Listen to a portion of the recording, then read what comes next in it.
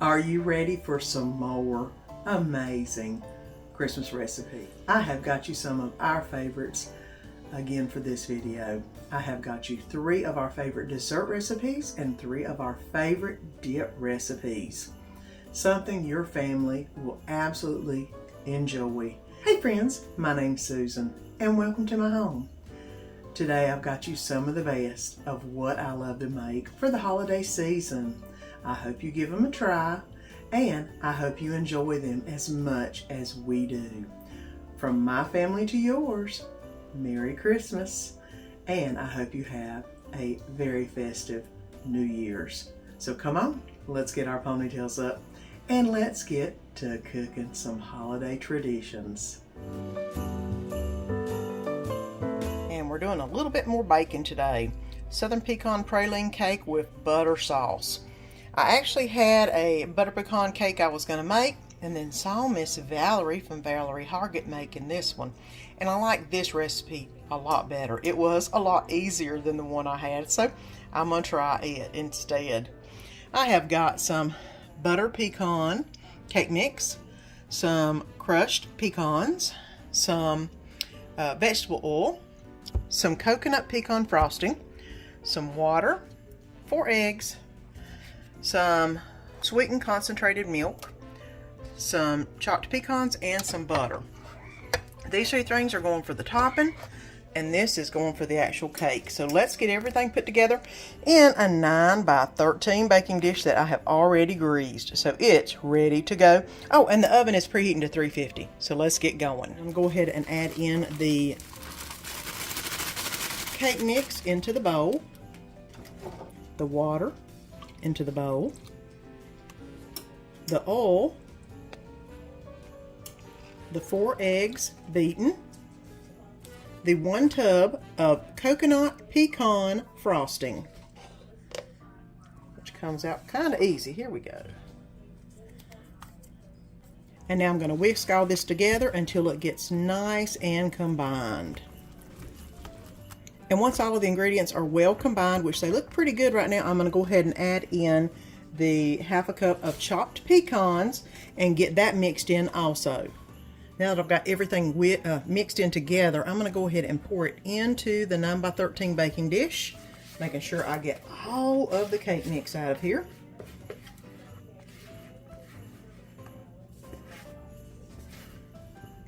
And let me tell you, it tastes really good. I just had a little taste of it. This is going into the oven for about 40 minutes. I will go ahead and probably do it 35 and check on it. But 40 minutes, 350, and I'll bring you back whenever I bring it out. Or when I bring it out, whenever I start making the actual topping that goes on top of it. And I'm going to go ahead and make the frosting or topping for the cake itself. I'm going to put in 2 tablespoons of butter. I'm going to put in 1 can of sweetened condensed milk. And I have made sure that all of the butter and the sweetened condensed milk are well incorporated. I'm going to go ahead and add in the pecans and get those all mixed around in the frosting mix. Now, this is ready to be put on top of the cake. And I've let the cake and the icing cool down just a little bit. So I'm going to go ahead and pour it over the cake. I'm going to start in the middle and then just let it drip over, because I know it's going to be a little bit wetter. I do know that Valerie did hole pokes in the cake. I'm not going to do that, just because I think it'll be fine, although it is running straight to the sides. So let me go ahead and get this spread all over the cake. Now, that's looking really good. Let me let it cool down just a little bit more before I cut it up and serve it, and then we'll be having a piece of cake. And here you go.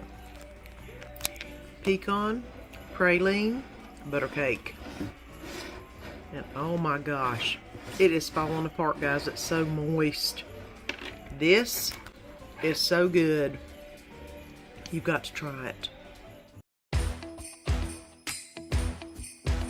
And let's get going with one of our family favorites. The first video I ever made. Mama Hauser's peach cobbler, and this is a recipe from Danny's mama Hazel Hauser. So we're going to be putting together some peach cobbler. I have got some apple pie spice. I've got some cinnamon sugar. I've got some milk, butter, flour, sugar, flour, and 2 cans of sliced peaches in heavy syrup. It does make a difference if you like it to be sweet. If you do the in water or whatever, it's not as sweet. It's not as good. I'll tell you that much. I've tried it. So let's go ahead and get to making the most amazing peach cobbler you will ever taste. What we're going to do is melt the butter. And let me tell you this, the quick secret on doing that is while you've got your oven preheating to 350 degrees, you go ahead and put 1 stick of butter in a dish. This is, I believe, a 2-quart round dish. And I'm going to go ahead and put that in the oven so the butter can be melting. Now this is basically a layered type of peach cobbler. The first layer is the butter. The second layer is the other ingredients. And I'm going to go ahead and add the flour and sugar into the mixing bowl and add the milk into the bowl. And into this mixture, I'm going to go ahead and add a little bit of cinnamon sugar. Not a lot, just a little bit. And a dab of apple pie spice. You don't want to add too much because if you do put too much in, it does not taste as good. I'll tell you that much. So just a little bit. I'm going to go ahead and get this mixed together. It will make a little bit thicker than a pancake batter kind of dough. But it goes really quick. And it's really simple. I mean, this is definitely an easy dessert to make when you don't want to spend a lot of time cooking. The hardest part is what you're seeing here, just putting it together. Now, let's get the peaches ready to roll. Now, I'm going to go ahead and warm up the peaches just a little bit, just because I don't like them as firm as they are straight out of the can. And then that's whenever I'm going to go ahead and add some more of the apple pie spice. I add a good little bit into the peaches and some of the cinnamon sugar. It does bring out a lot of the good flavors of the peaches. And now I'm going to go ahead and mix this together real quick and let it sit here and warm up just a minute until we get the butter out of the oven. I have got it on about a medium. It doesn't need to cook long, maybe about a minute or two. And then it will be ready to get out and put into the peach cobbler itself. So I'll bring you back whenever I get everything out of the oven so we can layer everything. And the butter is melted. I'm going to go ahead and kind of tell you what's going on. We are now going to start the layering process. The butter is the bottom layer. The bread mixture is the next layer. And I know you're like, what? What you want to do is gently pour the bread mixture over top of the butter. Try not to displace it if at all possible, but it looks like it's displacing anyway, but that's okay. Be gentle. You don't want to mix it up. Here we go. I don't know if you can see how good that looks, but that is amazing. And then the last part is the peaches.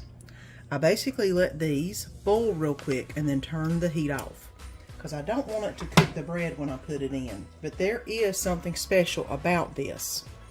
You have to easily layer the peaches into the peach cobbler. Do not stir. Do not try to let them go to the bottom. You want to just gently place them on the top of the peach cobbler until they are all placed. Now these are a little bit softer because I did cook them for just a little bit, but whenever you get to this point, you want to make sure that you've got peaches in every possible little hole that looks like it may not have a peach in it, any white spot. Now you're ready to do the last part, which is pouring all this good peach juice into the actual peach cobbler. And I just gently pour it on top until it's all in here. Now the 2-quart is I think it's the perfect dish for this. You can use whichever baking dish you want, but this round 2-quart is amazing. Now that's what it looks like when it's all together. It's all a big jumble, but we have not disturbed anything.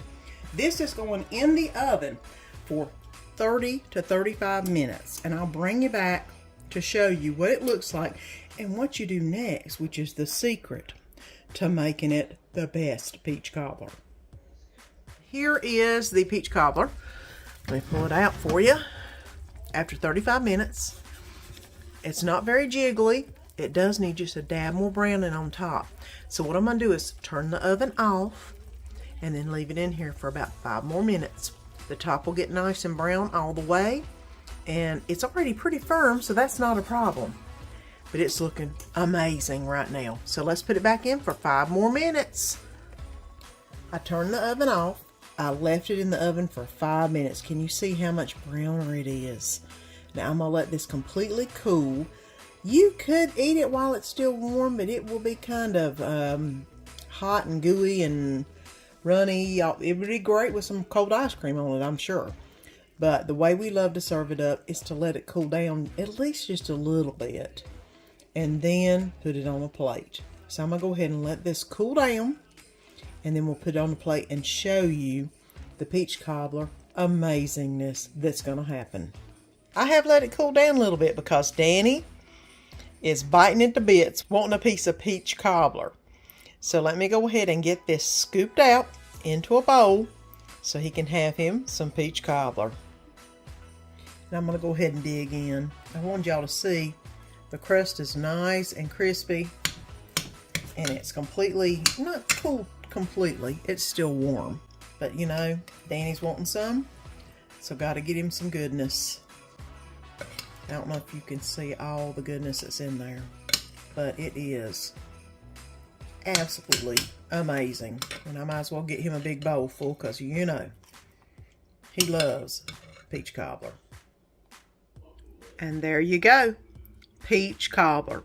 Put a little vanilla ice cream on it, Cool Whip, whatever you want. It is amazing and truly the best peach cobbler you'll ever eat, and probably the simplest way to make it. So I'll link the recipe below, but here it is, the Hauser family famous peach cobbler. You've got to try it. It is 1 in a million. And let's make some Oreo Yum Yum.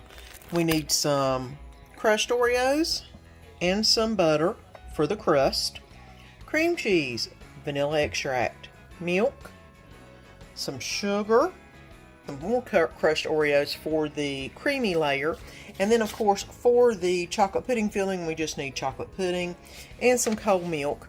I think the whipped cream is actually for the middle layer.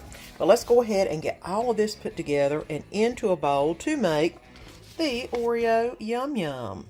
The first thing we're going to do is make the crust. I have got about 1.5 cups of finely crushed Oreo crumbs in here, which I just crushed them myself. And I've also got 3 tablespoons of butter that I have melted in the microwave. Go ahead and get all that butter out of there. And then I'm going to mix this up until all of this gets nice and moist. And this is going to be our crust in the Oreo Yum Yum. Now I've got all of this mixed up. I'm going to go ahead and add this into our dish. And then you can use your hands if you want to. I'm just going to use this spoon and see if I can get it done. You just want a thin layer, which I'm going to have to use my hands. It ain't working right. I just want a thin layer of the crumbs in the bottom. And I've got all of this pretty much mushed in the bottom. It's a pretty good layer. It has little openings, but that'll be fine. It doesn't have to be perfect. And now I'm going to make the middle layer. And I'm going to use the electric mixer. I'm going to go ahead and put in the 8 ounces of cream cheese that I have let soften, and the 1/2 cup sugar. And I'm going to go ahead and use the electric blender to blend this up until it is smooth. And now I've got that blended well together. I'm going to go ahead and blend up the whipped cream mixture. And now this is going to have the 2 cups of whipped cream, or 16 ounces, which it is thick. I am also going to put in 3 tablespoons of sugar, and a half a teaspoon of vanilla extract. And I'm going to go ahead and whip this until it forms stiff peaks. And now it's looking pretty good. Look at that. Oh yeah. That's pretty good. I think I'm ready to make the rest of it. And now I'm going to mix together the cream cheese and the whipped cream. And I'm just going to fold it and mix it together until it all seamlessly mixes. And I'm going to go ahead and add in the 8 Oreo cookies that I crushed earlier. It's not thin Oreos, but 8 that I've crushed, and they're decent size. Now I'm going to go ahead and stir this around.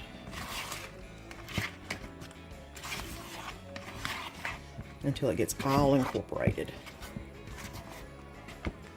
which won't take long.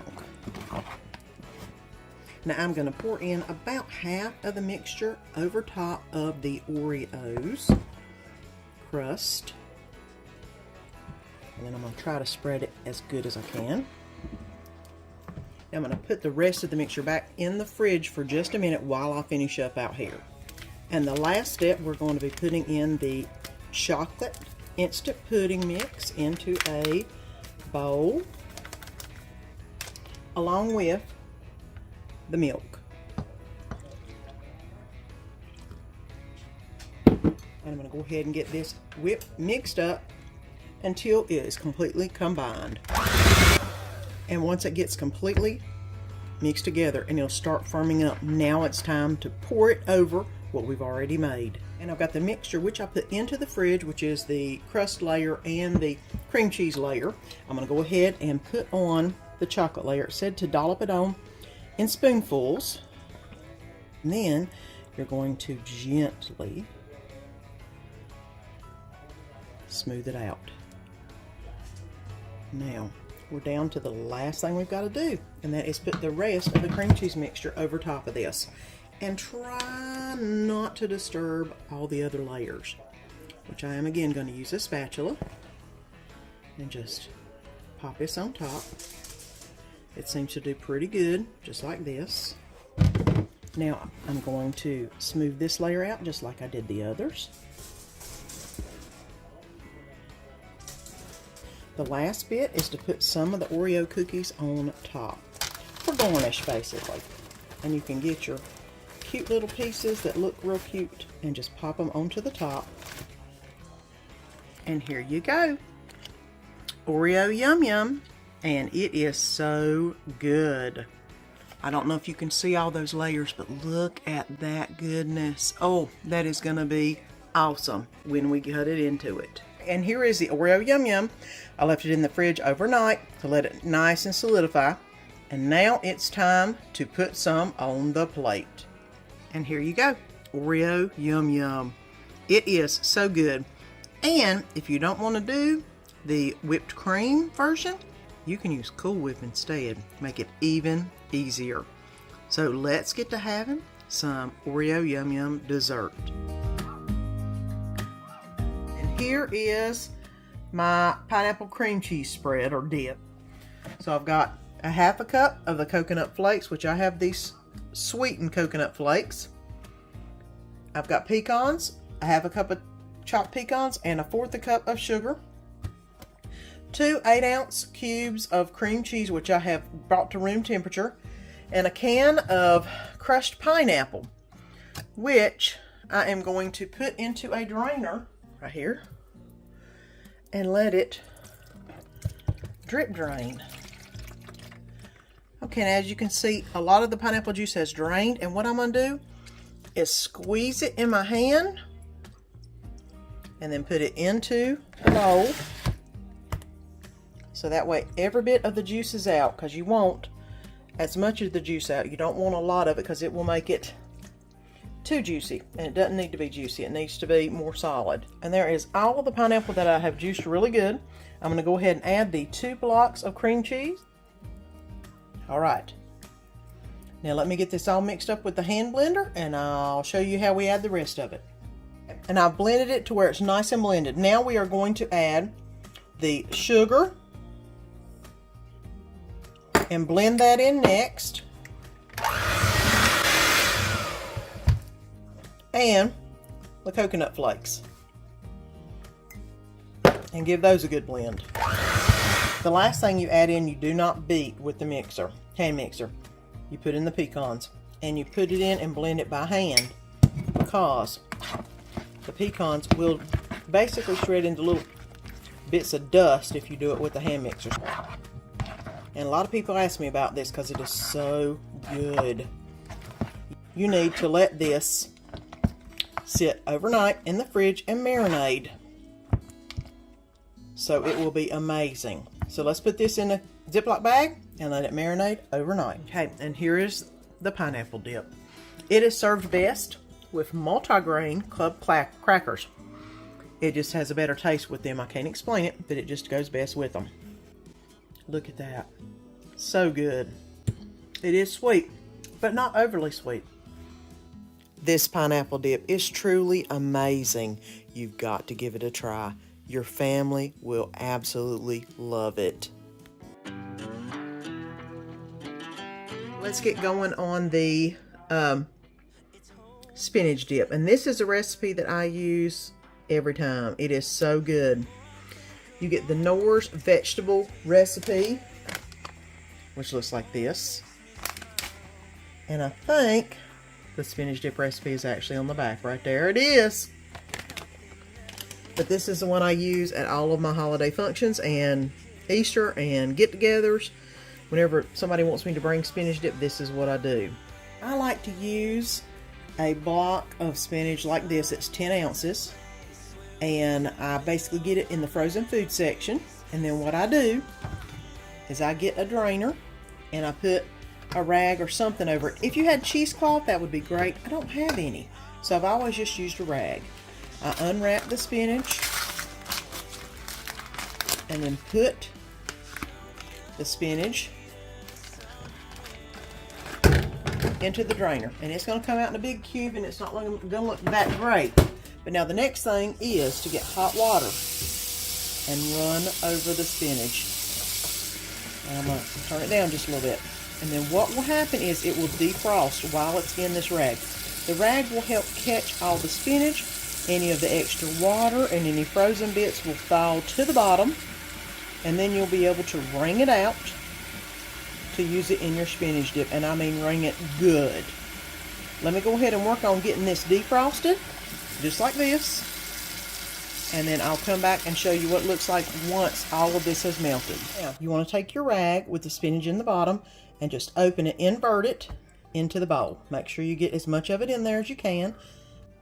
And now we need to add the container of sour cream. I've already drained the fluid off the top, and yes, this is Daisy sour cream. And I'm going to go ahead and put it in the bowl.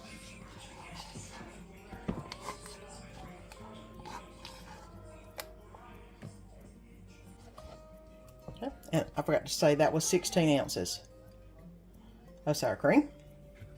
Okay, so all that's now in the bowl. It is time to add the vegetable recipe mix.